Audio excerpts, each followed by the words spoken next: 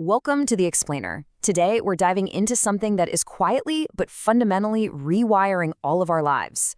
We're talking about the invisible algorithms that secretly operate right behind the scenes, literally shaping our opportunities, our finances, and ultimately our futures. But more importantly, we're going to break down the brand new rights you have when you find yourself going head-to-head with the machine. Okay, I want you to just imagine something for a second. Picture checking your inbox and seeing an email saying you've been rejected for your absolute dream job. Or maybe you open a letter in the mail that completely denies your mortgage application. Now imagine finding out that a human being never even looked at your file, none of them. You were rejected by a totally faceless algorithm. A computer basically just looked at a bunch of data points, did some invisible math, and decided your fate. It's incredibly frustrating, right? I mean, it feels like you're just shouting into a digital void. But what if I told you that the rules of this game are actually changing?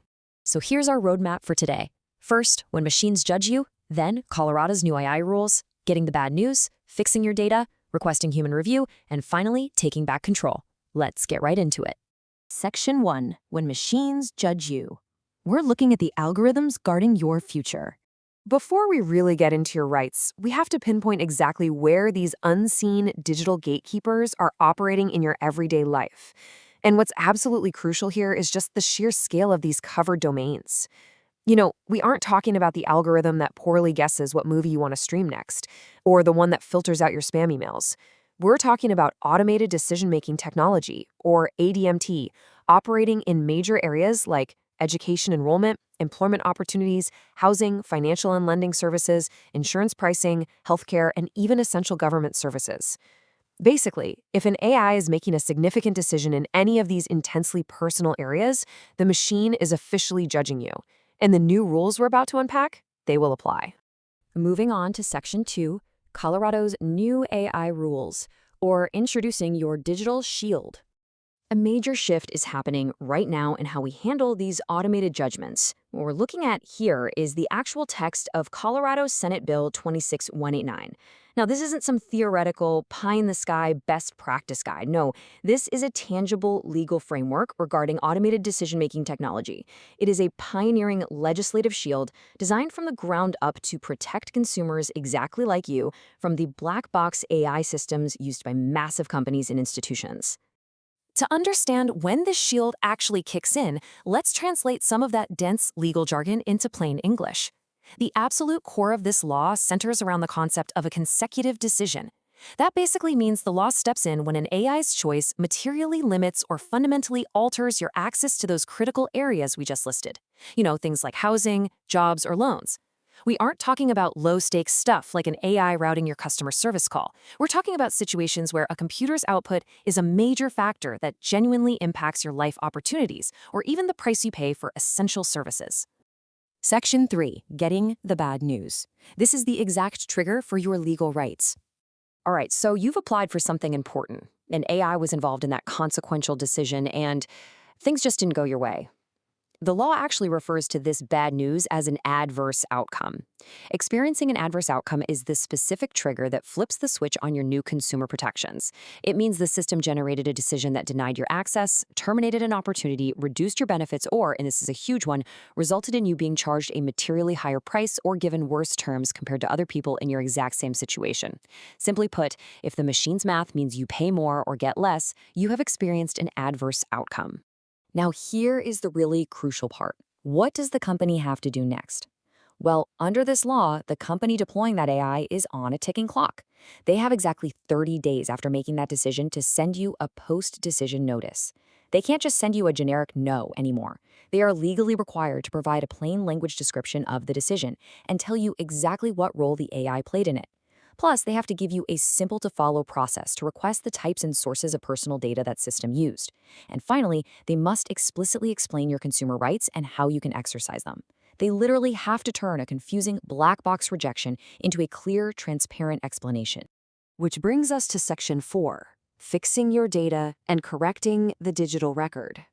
So, you get that notice detailing the bad news. What can you actually do about it? Well, here is your first major countermove.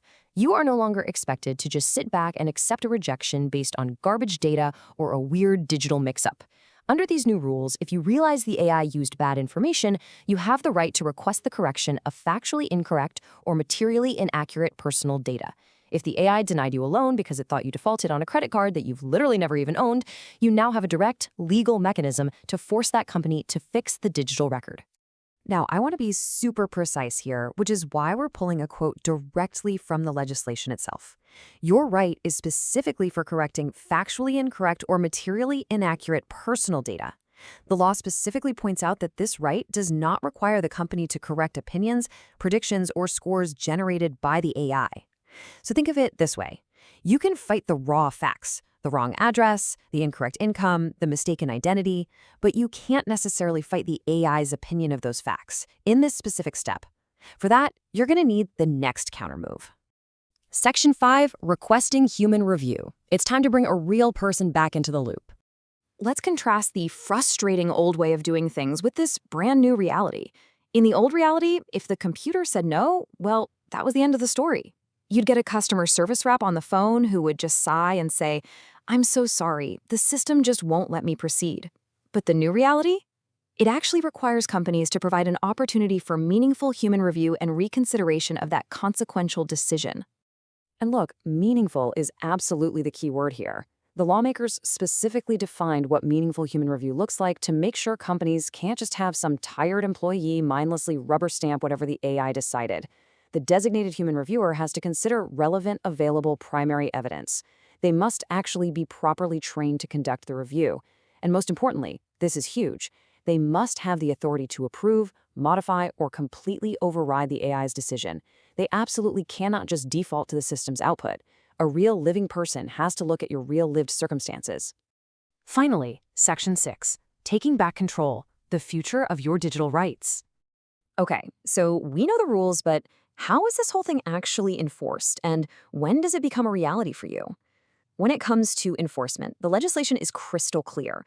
Nothing in this part creates a new private right of action. Basically, that means you, as an individual consumer, can't just go out and directly sue a company for violating these specific AI disclosure rules. Instead, the state attorney general holds the exclusive power to enforce these protections. The AG can issue notices of violation, demand that companies cure their mistakes within 60 days, and levy serious penalties for those who knowingly or repeatedly break the rules. So, when does this digital shield actually power up? The magic date is January 1, 2027. That is when these rights officially go live for consequential decisions made in Colorado. And yeah, while it might seem a little ways off right now, it is absolutely vital to understand this today, because both the companies deploying these technologies and the consumers who interact with them, meaning us, need to start preparing for this massive shift right now. We've covered a ton of ground today, right? From hidden algorithms making huge life choices to mandated 30-day notices, fixing your data, and the incredible power of demanding a meaningful human review. So I want to leave you with this final thought. As AI continues to weave itself deeper into the fabric of our society, how are you going to wield your new rights the next time an algorithm stands in your way? Are you just going to accept the computer's rejection, or will you demand the human review you're legally owed? Keep this explainer in your back pocket. Trust me, you're going to need it. Thanks for joining me, and keep questioning the machine.